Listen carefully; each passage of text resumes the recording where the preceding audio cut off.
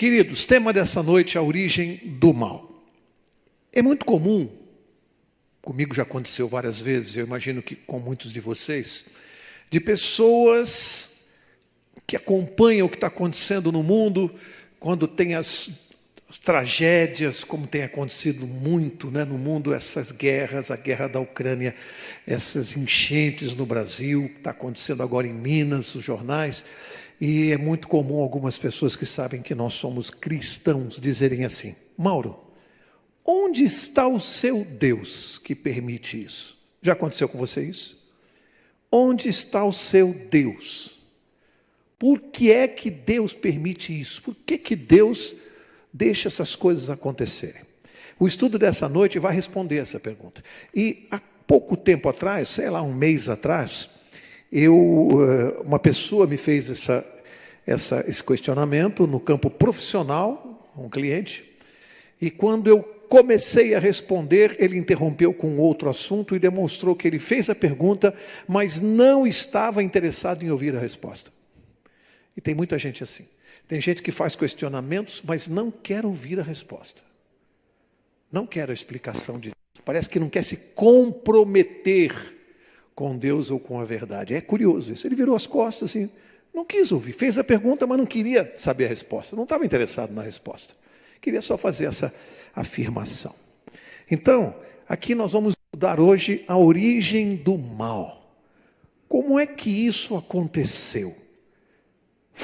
Teve participação de Deus? Não teve? Onde aconteceu? Quando aconteceu? Como aconteceu? Então, a Bíblia, e só a Bíblia traz essas informações. Você não vai encontrar em nenhum outro livro as informações que nós vamos estudar aqui. Claro que é uma questão de fé. Ou você aceita o que está na palavra de Deus, ou você rejeita.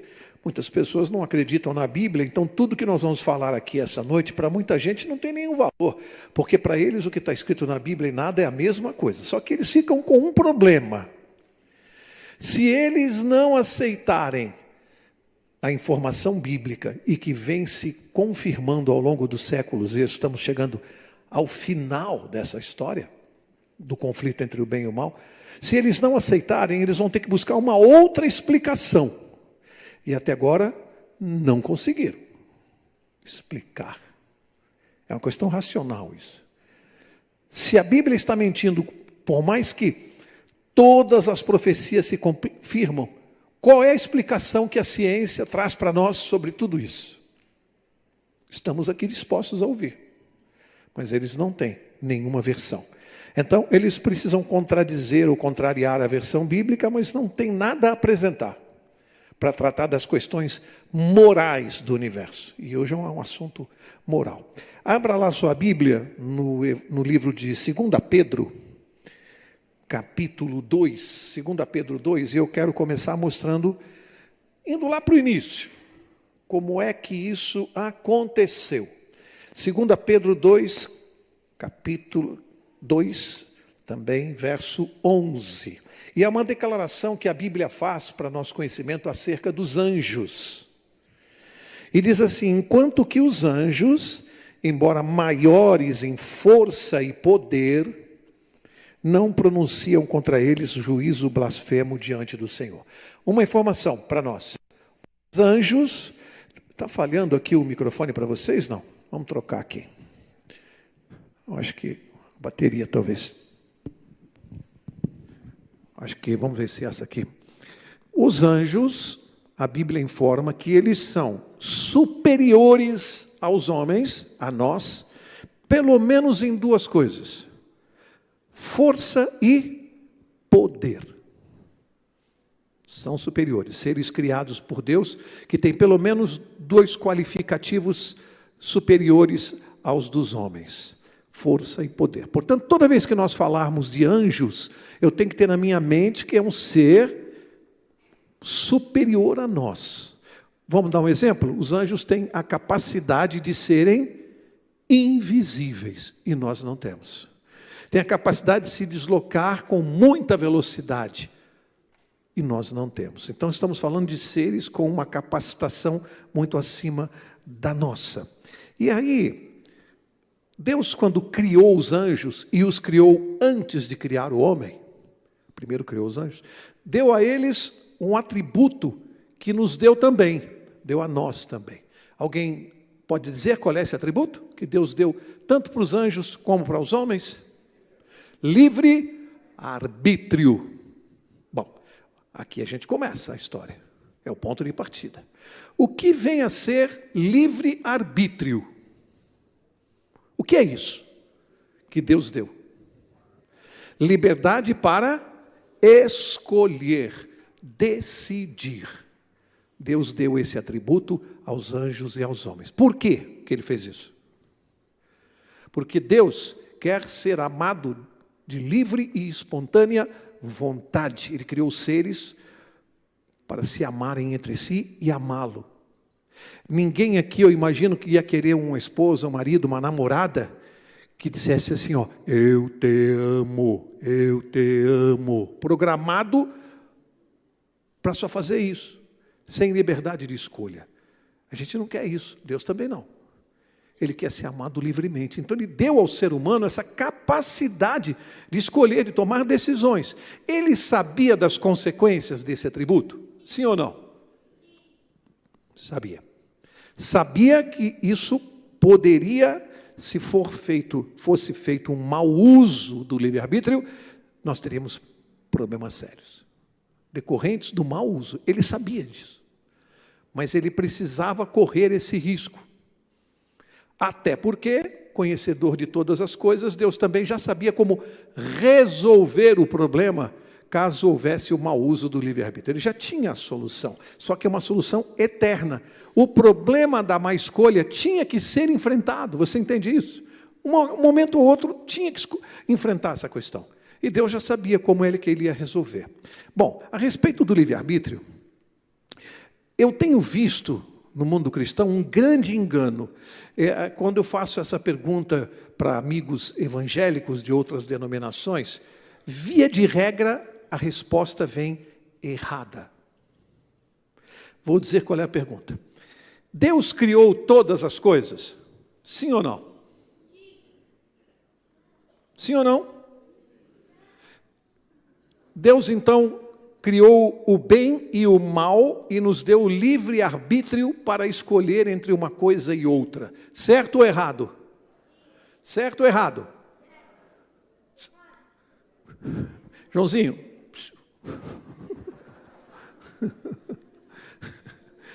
Vou perguntar, João, você já sabe tudo, você já passou de ano, deixa eles responderem. Você já tirou 10. Certo ou errado? Deus criou o bem e o mal e nos deu o livre-arbítrio para escolher entre uma coisa e outra. Certo ou errado? Se é errado? Se é errado? Claro que é errado. Deus não criou o bem e o mal. Deus criou o bem e nos deu o livre-arbítrio para obedecê-lo, significa fazer o bem, ou não. Eu tenho direito de não obedecer a Deus. Tenho livre-arbítrio para isso, de não querer obedecê-lo. No momento em que, usando do meu livre-arbítrio, eu desobedeço a Deus, nasce o mal. Guarde isso, primeira informação importante desse estudo. Deus criou o bem e a possibilidade do mal. Dependeria do quê? Dependeria do mau uso do livre-arbítrio. O mal era condicional, ele dependeria de uma má escolha humana. Cria o bem e nos dá a possibilidade de não obedecê-lo.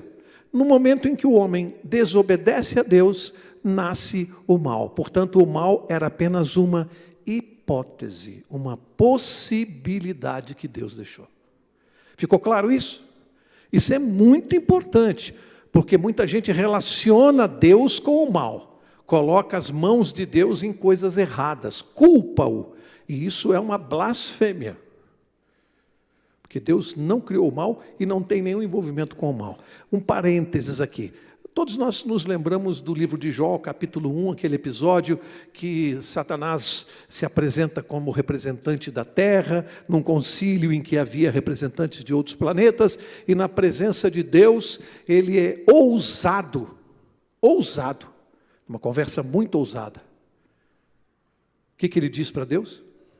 Claro que Jó te segue, te ama, o Senhor cobre ele de bênçãos. Ele é rico, tem muitas propriedades, uma linda família, ele tem tudo. É claro que ele obedece o Senhor. Sabe por quê? Porque o Senhor compra o amor das pessoas com bênçãos. O Senhor não tem caráter. Acusação grave, hein? E nós? Será que eu posso provar que isso é mentira, que eu amo a Deus independente do que Ele me dá? Eu demonstro isso?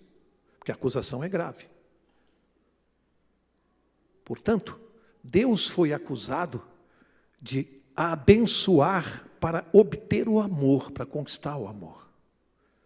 Isso é uma coisa muito séria. E nós estamos neste mundo como testemunhas para provar o contrário. E Jó provou. A questão é saber se eu, Mauro Braga, também tenho condições de provar isso. Eu oro todo dia para que sim, para que eu consiga.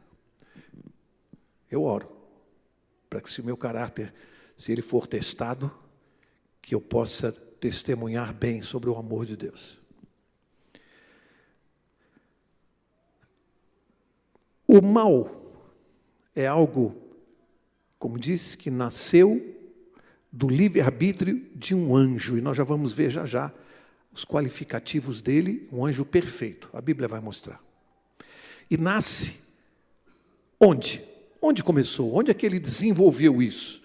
Vamos até o livro de Apocalipse, no capítulo 12, e a Bíblia vai dar a sua versão desse fato. Você pode acreditar nela ou não, você pode achar que isso aqui é uma história da carochinha, é a versão bíblica. Então, como a Bíblia diz que isso aconteceu, Apocalipse 12, verso 7. Verso muito conhecido, né? Houve guerra no céu.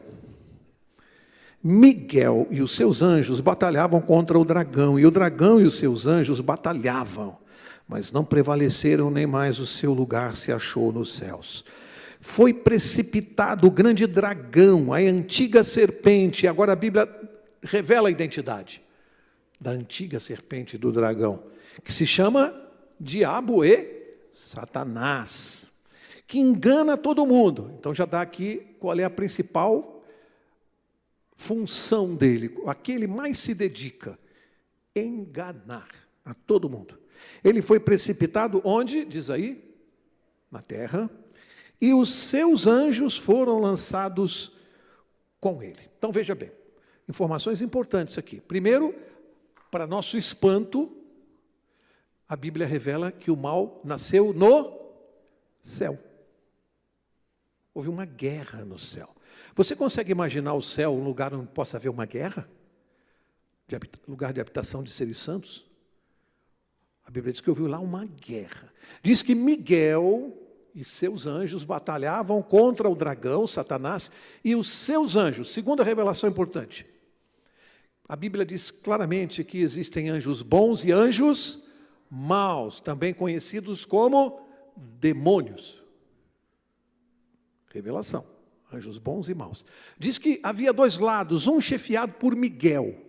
E quando se estuda a Bíblia, pode-se deduzir com bastante certeza que Miguel é um nome atribuído a Jesus Cristo. Somente poderia se aplicar a Jesus Cristo. Por quê?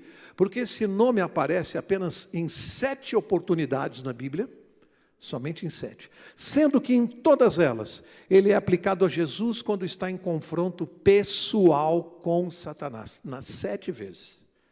Jesus em confronto pessoal. Por que esse nome? Pelo seu significado. Miguel quer dizer, quem é como Deus? Então, quando Jesus está em confronto com Satanás, é como se ele perguntasse para Satanás, quem é como Deus? Você? Não.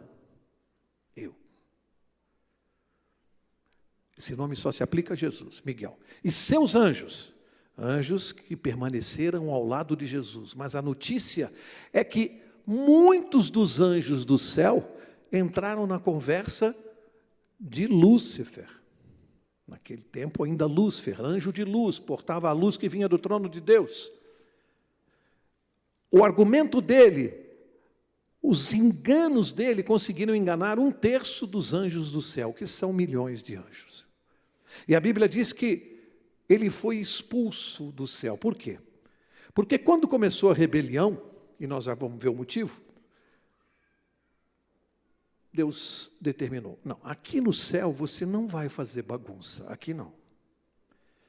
Você vai ser expulso, Deus indicou o local, a terra, por coincidência o lugar onde nós estamos. Ao descobrir que milhões de demônios estão aqui neste planeta, junto com o seu chefe, você começa a achar que tem alguma explicação que está acontecendo no mundo de hoje? O que você acha? Milhões de demônios convivendo com a gente aqui. Começa a explicar o que a gente está vendo? Os nossos companheiros de trajeto, invisíveis e com poder superior ao nosso. Fácil vencer esses adversários? Quero dizer uma coisa para vocês aqui, para mim, é determinante para entender isso. É comum, não sei quantos aqui conhecem aeromodelismo. Sabe o que é aeromodelismo? É um esporte. Às vezes você anda na estrada e vê aqueles aviõezinhos voando, né? Fazendo manobras, e você sabe, claro, que tem alguém comandando aquele aviãozinho com controle remoto. Só que você não consegue ver a pessoa, você só vê o que o avião está fazendo. Mas você sabe que ele não está fazendo aquilo sozinho. Tem alguém aqui embaixo com controle remoto comandando o que ele está fazendo. Por que no mundo físico a gente aceita e entende isso, no mundo espiritual a gente duvida que existam seres humanos aqui na Terra sendo comandados como que por controle remoto por seres espirituais do mal? Faz isso, faz aquilo. Você está vendo o que a pessoa está fazendo, mas não acredita que quem está comandando aquela pessoa seja o diabo ou os seus asseclas, os seus seguidores. Pessoas que são teleguiadas pelo diabo, pelo controle remoto dele. É só você ver as barbaridades que nós estamos assistindo. Pessoas comandadas. E é interessante que grande parte delas se consideram livres e dizem que os cristãos são manipulados, são escravos, são sem personalidade. Eles se consideram livres. Está lá o diabo morrendo de rir. Eles dizem assim, não acredito em diabo. O diabo fala, tomara que não acredite mesmo. Continue não acreditando que fica tudo mais fácil. E ele fica ali com o controle remoto dele, controlando. E pessoas agindo sob comando, no mundo espiritual, invisíveis. Da mesma maneira que você não vê quem está comandando o aviãozinho, mas mesmo sem ver, você sabe que tem alguém e você acredita nisso. Eu tenho livre-arbítrio para escolher tomar decisões, mas segunda coisa que eu gostaria que você guardasse importante, eu não tenho livre-arbítrio para determinar as consequências das minhas escolhas. Eu posso escolher, sou livre, mas as consequências não sou eu que determino, e aí que tem muita gente que se revolta, porque quer fazer coisa errada, mas quer que dê certo. Quando não dá certo, a culpa é de Deus. Quer escolher errado, quer ir pelo caminho que Deus disse, não vá. Mas Ele quer que dê certo. E se não der certo, Deus é o culpado, Deus castigou. Eu não tenho como determinar as consequências das minhas escolhas. Fogem da minha alçada. Daí eu ter que ter muita responsabilidade para tomar decisões, porque as consequências eu vou arcar com elas. Isso aí não tem a menor dúvida. Qual o motivo desta guerra no céu? Abre lá, Isaías capítulo 14. A Bíblia vai dar a sua versão sobre esse motivo. Você pode aceitá-la ou não, mas é a versão bíblica. E a versão bíblica explica tudo e se encaixa com tudo. É a versão que a Bíblia dá para esses acontecimentos. Isaías capítulo 14, são versos muito conhecidos, né? Da maioria de nós estamos aqui recapitulando, mas é bom fazer isso. Isaías 14, verso 12, diz assim: Como caíste do céu, ó estrela da manhã, filha da alva, como fosse lançado por terra, lançado na terra, tu que debilitavas as nações, caíste do céu. Está fazendo clara alusão. O único que a Bíblia diz que caiu lá do céu, foi expulso para a terra, nós sabemos. Foi Lúcifer, que depois se transformou em Satanás, o adversário. Tu dizias no teu coração, olha o motivo aqui, ó. O motivo dessa guerra no céu, dessa rebelião. Tu dizias no teu coração, eu subirei ao céu, acima das estrelas de Deus exaltarei o meu trono, no monte da congregação me assentarei, nas extremidades do norte. Para onde fica o norte? Para cima. Subirei acima das mais altas nuvens e serei semelhante ao Altíssimo. Qual foi o motivo da rebelião? Este anjo, que já no verso seguinte nós vamos ver todos os atributos que ele recebeu de Deus, este anjo chegou a um ponto que se achou tão importante, tão magnífico, tão inteligente, tão poderoso, que isso subiu a cabeça dele. E como se diz aí na linguagem moderna, ele se achou o cara. Preste bem atenção nisso, que isso aqui nos envolve. Ele chegou a um ponto que ele achou que ele não tinha que obedecer a um ser, mesmo que tenha sido aquele que o criou.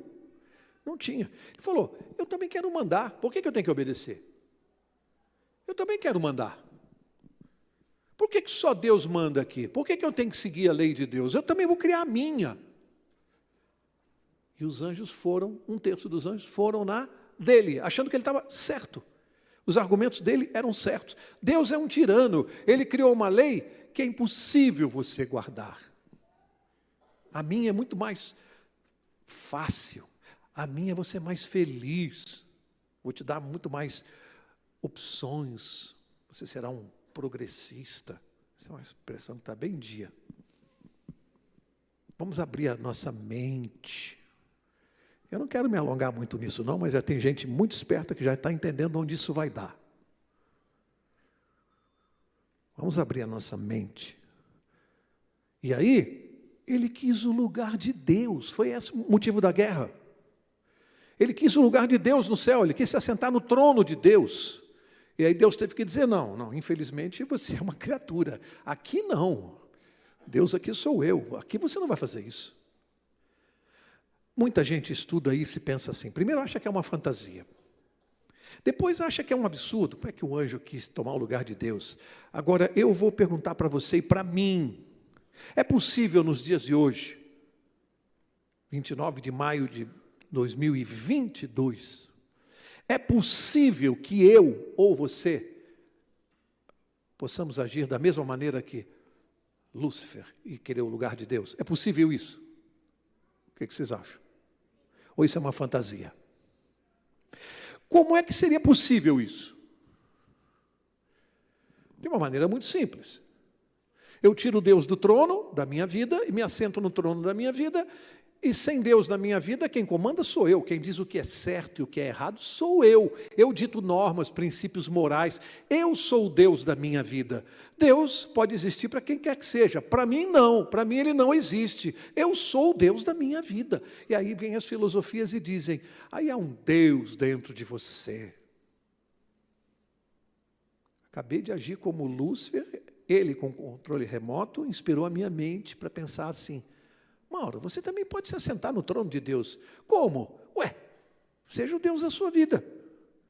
Não admita que ninguém dite princípios para você, nem como você deve se comportar. Você é Deus na sua vida. Pronto, acabei de destronar Deus e acabei de assumir o lugar dele na minha vida. Quem é o inspirador desse pensamento? Está aqui, está lá, Satanás. Estão vendo o controle remoto? Vocês estão vendo? Eu estou vendo. Quem que está guiando o controle remoto na mente desse mundo que está aí? Seja seu Deus. Não acredita no Deus dos crentes, não. Isso é bobagem. Isso aí você emburrece. Às vezes, 90% dos meus clientes sabem que eu sou cristão e uma boa parte deles sabem que eu sou adventista. Para alguns eu não preciso dizer minha religião. Sou cristão, sou crente. Outros sabem que eu sou adventista.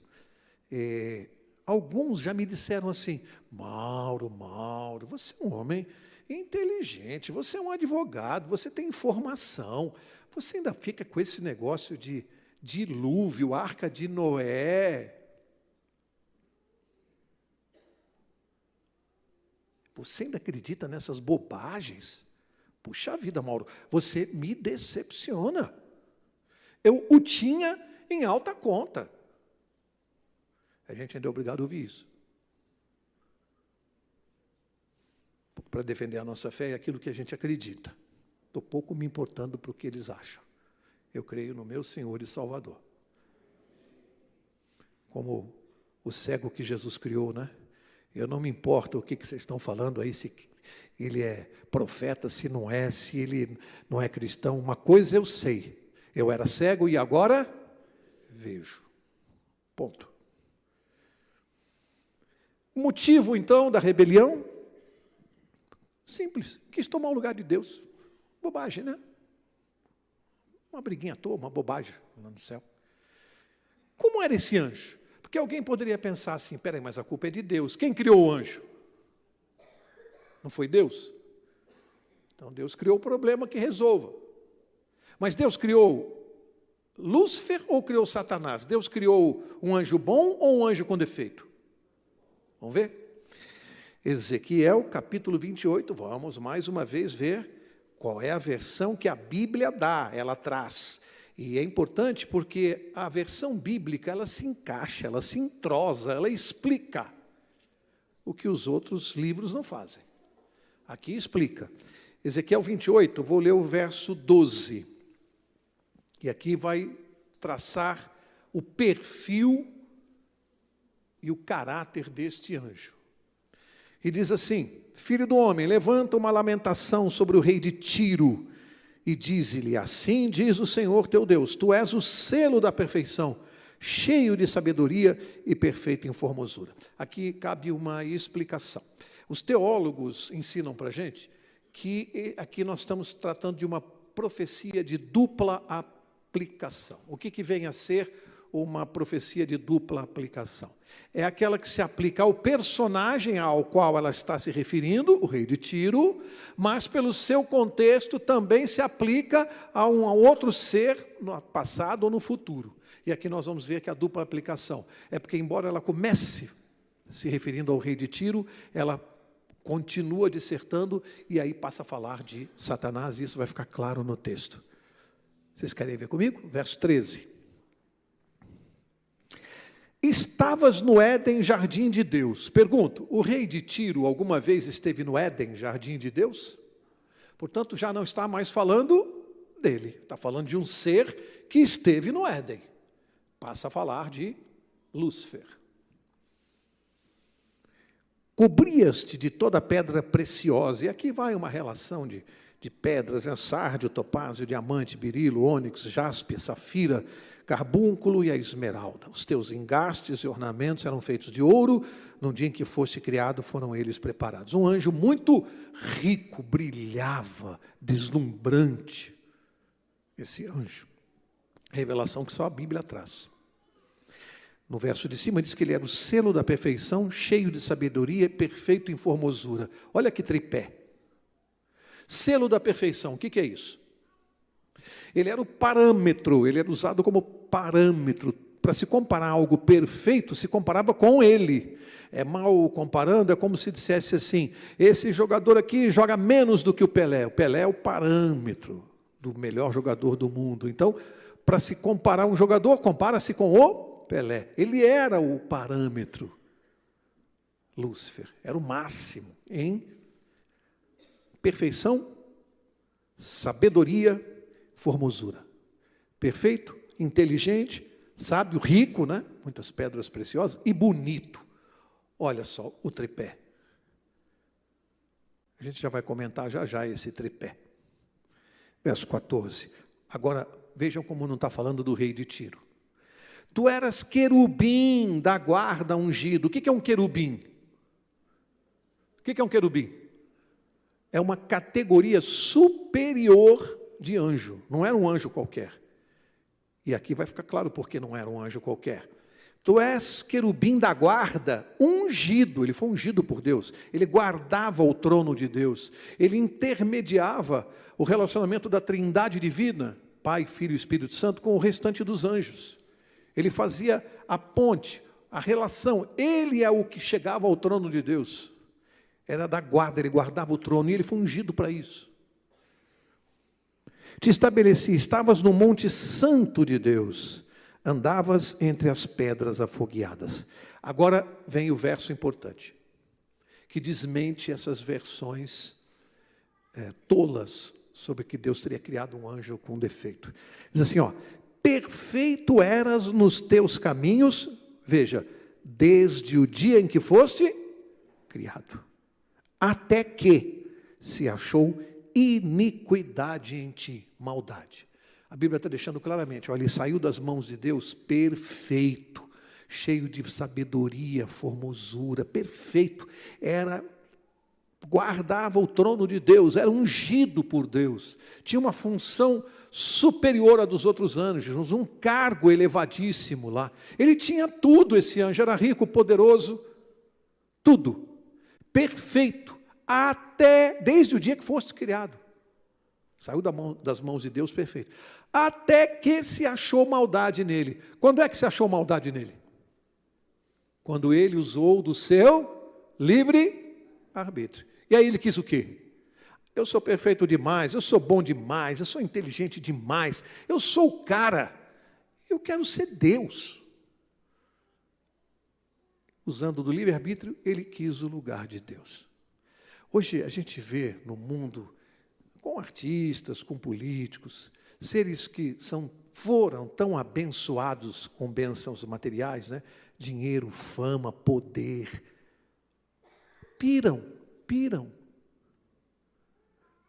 John Lennon ficou famoso por uma frase antes de morrer, ele disse, antes de morrer não, durante a sua vida, ele disse, quem é Jesus Cristo? Eu sou mais famoso que ele. Só tem um detalhe, né? É que ele está debaixo da terra e Jesus está vivo no céu. Alguns seres humanos ficam malucos com o poder, com o dinheiro, com a fama, com a beleza. E aí a gente se pergunta, às vezes pessoas abençoadas demais resolvem excluir Deus da sua vida, porque se consideram o bastante, elas se bastam. Para que um Deus se eu tenho tudo? Esse Deus que diz na Bíblia um monte de bobagem, eu sou muito mais inteligente, eu tenho um conceito muito mais profundo de vida, de como deve ser. Esses conceitos de Deus são ultrapassados, isso aí é. Perfeito eras nos teus caminhos, esse anjo não foi prejudicado em nada, saiu perfeito da mão de Deus. O problema dele era ter livre arbítrio e ser abençoado demais. E aí a gente se põe a pensar, puxa vida, Jesus é acusado porque talvez a maior parte dos cristãos hoje passe dificuldades financeiras, tenha dificuldade de pagar as contas, more numa casa pequena, tem um carrinho antigo, e Jesus é acusado. Olha o teu povo aí, ó. Teu povo é miserável, olha como sofre o teu povo. Mas já parou para pensar que talvez grande parte do povo de Deus, se fosse muito abençoada, a grande parte, talvez se voltasse contra Deus e o esquecesse? Será que Deus, ao dar a cada um o que Ele acha que tem que dar, não está fazendo o melhor para a nossa salvação? Será que se eu fosse bilionário, eu estaria aqui pregando para vocês esse domingo à noite? Ou eu estaria no meu iate, no Mediterrâneo? Não é uma boa pergunta?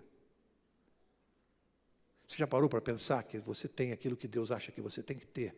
Você deve lutar para ter mais, crescer na vida, mas tenha contentamento, contente-se com aquilo que Deus te dá e não fique invejando o que os outros têm. Porque pode ser que aquilo que Ele te dá seja pouco, mas seja uma bênção para a sua salvação. Quero começar a encerrar. Esse conflito, essa guerra que começou no céu pelos motivos que nós estamos vendo, ela acabou se arrastando e chegou aqui na terra. Abre lá no primeiro livro da Bíblia, Gênesis capítulo 3. Gênesis capítulo 3, e aqui nós vamos ver a citação da mesma personagem citada em Apocalipse, cuja a identidade foi revelada lá no Apocalipse. Gênesis capítulo 3, verso 1. Ora, a serpente era o mais astuto de todos os animais do campo que o Senhor Deus tinha feito. Esta disse à mulher: é assim que Deus disse, não comereis de toda a árvore do jardim? Para aqui, porque esse vai ser o tema do próximo domingo. A gente vai parar aqui nesse tema. Mas aqui a Bíblia cita uma serpente falando. Serpente fala. Mas o Apocalipse revelou a identidade dessa serpente. Disse a antiga serpente, que se chama Diabo e Satanás. Trata-se de uma cena de incorporação. O diabo utilizando o corpo de uma serpente e falando por ela. Ah, Mauro, você acredita nisso? Isso é história da carochinha. E o diabo morre de rir de quem acha que ele não existe, que não faz isso. Ele acha, deixa esse pessoal pensar. A Bíblia diz, essa serpente falando tem nome, diabo, Satanás. Porque depois de criar os anjos, Deus tinha o seu plano de criar os homens, e Deus não vai interromper o seu plano por causa de um anjinho rebelde. Deus segue com o seu plano. Ele é poderoso. Não vai ser um anjo que se rebelou que vai atrapalhar o plano de Deus. Advertir o casal sobre tudo isso. Aqui tem uma ilustração que eu gosto muito. O sujeito, todo domingo, ia até a banca de jornal comprar o seu jornal. Naquele tempo, né? O meu tempo. Hoje em dia, jornal é nas redes sociais, não tem mais jornal de papel. No meu tempo tinha. Isso denuncia a minha idade, né? Mas eu sou do tempo que você comprava o Estadão. Então, imagina essa história naquele tempo. Ele foi lá comprar o jornal com um amigo, chegou lá, falou: bom dia, seu José, o senhor tem aí o jornal? O seu José pegou e jogou o jornal assim para ele. Falou: ah, legal, seu José, o senhor tem troco aqui? Aí o seu José jogou as moedas assim, nem respondeu. Aí falou: bom domingo para o senhor, seu José, até domingo que vem.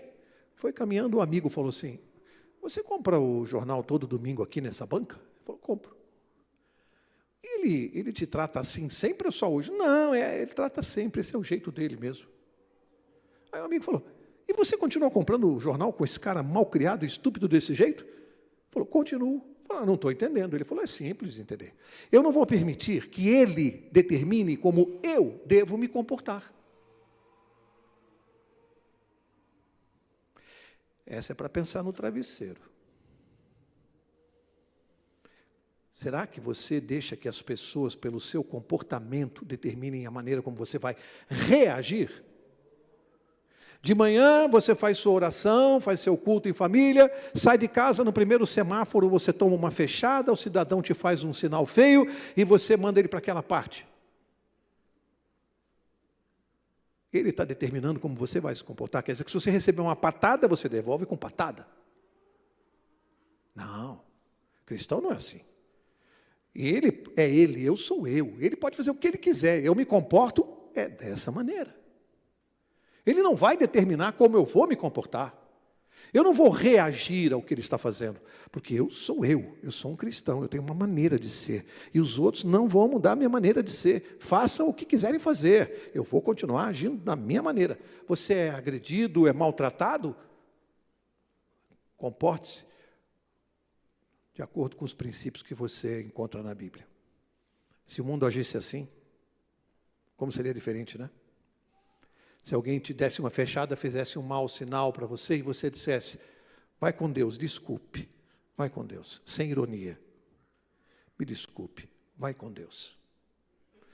Quantas pessoas ficariam com cara de bobo olhando para você, desarmadas, porque ela espera que você xingue? Você abaixa o vidro, ele olha, vai brigar e você fala assim: me perdoe, meu irmão, vai com Deus. E o cara que quer te xingar, ele fica: a gente deve combater o mal com o bem. É isso que Jesus ensina. Não vou permitir que o outro determine como eu devo me comportar. Guarda isso. Importante para a nossa vida. E Satanás é uma coisa interessante também quando se coloca a culpa em Deus de coisas. Você imagina o seguinte: você tem aí, a ilustração que eu vou fazer não tem nada a ver com política, tá? Não estou falando de política aqui. Você imagina o seguinte: você vota num candidato, ele não é eleito, é eleito outro. Aí o outro começa a fazer um monte de bobagem. Você, de repente, na eleição seguinte, vota no outro, que continua fazendo bobagem.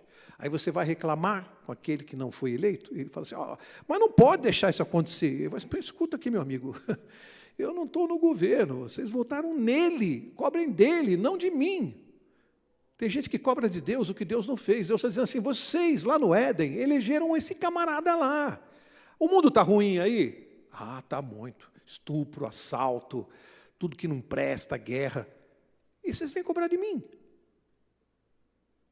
Tem um responsável, o cara que os seus descendentes deram a chave lá da terra para ele lá atrás. A culpa é dele, não tem nada a ver com isso, só estou deixando ele demonstrar o seu governo, que já já o ser humano vai ter que decidir qual que é melhor, o meu ou o dele. Já está chegando esse tempo. O ser humano está de joelhos clamando, volta, Senhor. Não dá mais para ficar aqui. Não aguentamos mais. Mas vocês não votaram nele? Mas nós votamos errado. É isso que Deus está esperando. Que o mal mostre a sua cara, ele se revele como ele realmente é. Quando todo mundo tiver certeza que os planos desse anjo são péssimos, quando o mundo tiver certeza que o mal, alguns assim, o diabo não é tão feio quanto se pinta. Não. Tem gente que quer passar a mão na cabeça do mal. O mal não é tão ruim assim, não. Vamos responder 3 perguntas para a gente ir embora para casa. É muito comum alguém perguntar, Mauro, e tem uma lógica nessa pergunta. Por que é que Deus não eliminou Lúcifer lá no céu quando ele criou a rebelião? Teria matado o mal pela raiz. Certo ou errado? O que você acha? Porque Deus não eliminou o anjo lá no céu quando ele começou com a rebelião. Não teria matado o mal pela raiz? Cortado o mal pela raiz? Por que Deus não fez isso? Eu quero que você pense. Não põe no piloto automático. Quero que você raciocine. Porque Deus não fez isso. Porque para muita gente ele deveria ter feito. Tem muita gente que questiona e acha que Deus errou. Ele ia ter logo eliminado esse anjo e acabava o problema. Acabaria? Vou explicar aqui para responder essa pergunta. O seguinte, imagine que o governador está sendo acusado de ser corrupto, ladrão, imagine, está sendo acusado.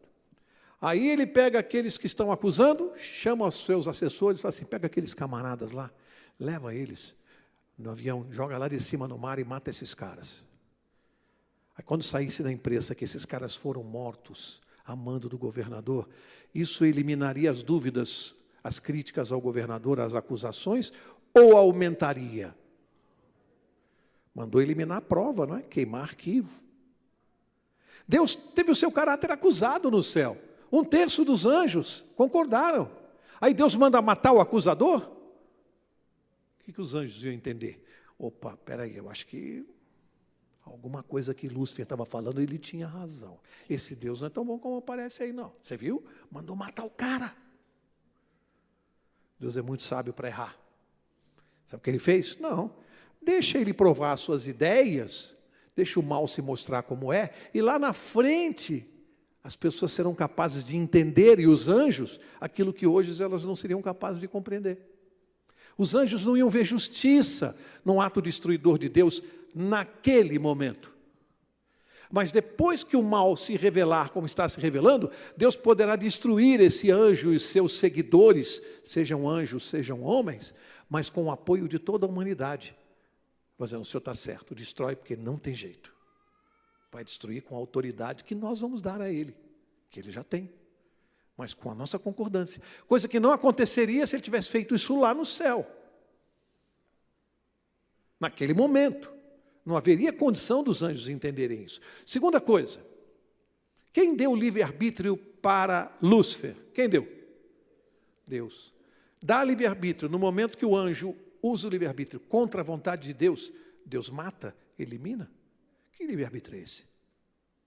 Se você usar contra a vontade de Deus, ele te mata. Não, deixa ele usar o livre-arbítrio, só que ele vai arcar com as consequências, é diferente. Deixa ele usar. mas vai ter consequência. Hoje, pessoas que não acreditam em Deus vão viver a sua vida como ateu, questionando, tal. No dia que Jesus voltar, essas pessoas vão arcar com as suas consequências, serão destruídas eternamente. E ponto final. Arcam com as consequências da sua filosofia, da sua decisão, da sua escolha. O que Deus tem a ver com isso? É malvado Deus? Não, ele está divertindo, ele está chamando, está dando oportunidade. A pessoa não aceita. Não aceita Deus, mas quer a vida eterna que só Ele pode dar. Você não aceita Deus, mas você quer o que só Ele pode te dar. Eu acho mais coerente o cara que diz, eu não aceito Deus, e se eu morrer amanhã, tudo bem, morri. Bom, aí tudo bem, é coerente, eu não quero saber de vida eterna. Para mim basta aqui. Ah, ok, agora você é coerente. Mas você não aceita Deus, o que é o querido? Só Ele pode te dar? Era necessário que o mal mostrasse a sua cara. E aqui eu quero repetir o que disse ontem de manhã, aqui no culto. O mal só é mal quando atinge os bons. Quando o mal atinge os injustos, os ímpios, ele é visto como justiça. É só quando o mal atinge o inocente que a gente consegue ver a sua malignidade. E Deus tinha que deixar isso acontecer. É quando uma criança é assassinada brutalmente, é quando uma menina é estuprada, é quando acontecem essas coisas bárbaras que o mal mostra a sua cara. Porque quando um bandido é fuzilado lá no morro, um bandido que já matou 500, as pessoas não sentem, a não ser a família dele, a mãe dele, o resto não está nem aí, matou um bandido. Não é, a gente não deveria pensar bem assim, né? Porque o cristão não deve pensar assim, mas infelizmente, às vezes é uma questão de legítima defesa da sociedade, não tem o que fazer. Mas o mal só é mal quando ele atinge os bons. Eu quero encerrar com duas coisas, duas observações. Primeira, sobre essa questão do mal. Alguns anos atrás, o meu barbeiro, ele se declara espírita. E eu não estou aqui fazendo análise de mérito. Eu estou dando fato, ele se declara espírita. Cortando o meu cabelo há anos atrás, ele sabe que eu sou cristão e sabia, como sabe até hoje, que eu dou estudos bíblicos. E ele, cortando o meu cabelo, disse assim, sabe de uma coisa, Mauro? A minha religião é mais justa que a sua. Assim, na lata. Porque na minha religião, você faz coisa errada, e aí você tem um karma. Você tem que voltar numa outra vida para pagar pelo que você fez. Isso é muito mais justo do que na sua religião, que o cara apronta de tudo, depois diz que ele vai se salvar. Eu não acho isso certo, ele falou para mim. Está certo, eu falei, mas esse karma, como é que... Não, eu acho que se o cara roubou, ele tem que voltar sem mão. Se ele fez... Aí eu disse assim para ele, olha, responde uma coisa para mim. Se o seu filho, criança de 10 anos, seu filho, fizesse uma coisa muito errada que te aborrece muito, que você já o advertiu várias vezes, ele voltasse a fazer isso, sabendo que você não gosta, que você vai brigar. Se o seu filho fizesse isso, você chegasse em casa, soubesse que ele fez de novo, você teria coragem de pedir para ele colocar a mão sobre a mesa, assim, ó, aí você pegar um facão e cortar a mão do seu filho? Ele falou assim, ô louco, aí não, né? Eu falei, por que você acha que Deus é capaz de fazer isso? Por que Deus corta a mão de alguém e devolve ele para a terra? Fura o olho e manda cego? Se você não tem coragem de fazer, por que você acha que Deus faz? Eu não amaria um Deus que fizesse isso. Não conseguiria amar. O Deus que eu amo, que eu conheço, não faz isso. E ele continuou cortando meu cabelo. Amanhã à noite é Palmeiras e Corinthians, né? Falei, eu não amaria um Deus que fizesse isso. Cortar a mão e devolver karma. Que Deus é esse? Como é que você vai amar um Deus desse jeito? Última história da noite. Um equilibrista muito bom vendeu ingressos para uma multidão num dia à noite, ventando, chovendo, com muito frio. Ele esticou um cabo de aço do alto de um prédio de 30 andares até o outro prédio, uma distância de 200 metros. Cabo de aço lá, 30 metros de altura. vendeu os ingressos para a pessoa virem atravessar, levando ali uma vara, se equilibrando naquele cabo de aço, chovendo, ventando à noite. Vendeu um monte de ingressos, estava lá a multidão esperando, e ele começou a sua travessia. E foi lá, se equilibrando. E ventava, ele balançava, as pessoas gritavam, ele parava, ia, parava de novo, balançava, uma travessia lenta e muito complicada.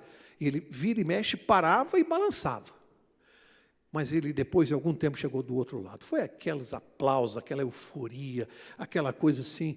E aí ele olhou lá de cima para aquela multidão e disse assim: quem acredita que eu volto? Aí as pessoas disseram: não sei, se ele veio, ele deve conseguir voltar. E aí vários foram levantando a mão: eu acredito. Mas espera aí um pouquinho, quem acredita que eu volto? Mas eu vou voltar diferente. Eu vou levar comigo um carrinho de pedreiro, eu vou colocar aquele de 3 rodinhas, eu vou colocar uma aqui sobre o meio-fio, eu vou segurar o carrinho e eu vou atravessar, eu e o carrinho no meio-fio com a roda. Quem acredita? Aí todo mundo, baixou a mão, falou: pô, esse cara é maluco, esse cara aí vai cair daí. Mas tinha uns 3 lá embaixo que falaram assim: eu acredito, esse cara é bom. Eu acredito. Aí o outro falou assim: eu acredito também. Ele olhou para aqueles 3 que levantaram a mão e falou assim: quem vai subir aqui, vai entrar dentro do carrinho e vai atravessar comigo? Quantos vocês acham que subiram? O que eu aprendo? A diferença entre crer e confiar. Crer, todos acreditavam que ele era capaz de atravessar. Depois 3 acreditaram, criam que ele era capaz de atravessar com o carrinho. Acreditavam. Mas na hora de confiar e entrar dentro do carrinho, nenhum. Eu quero dar uma notícia para você. Crer em Deus, num país como o nosso, 99% da nossa população, acredito, talvez 90%, crê em Deus. Se você fizer uma pesquisa e perguntar nas ruas: você crê em Deus? Creio. Por que o mundo está do jeito que está? Porque crer em Deus é fácil. Agora, quantos entram no carrinho e deixam Jesus levar? Esse silêncio aqui é para a gente ir para casa e pensar: estou eu de baixo olhando para cima e dizendo que eu creio em Deus? Ou eu estou dentro do carrinho?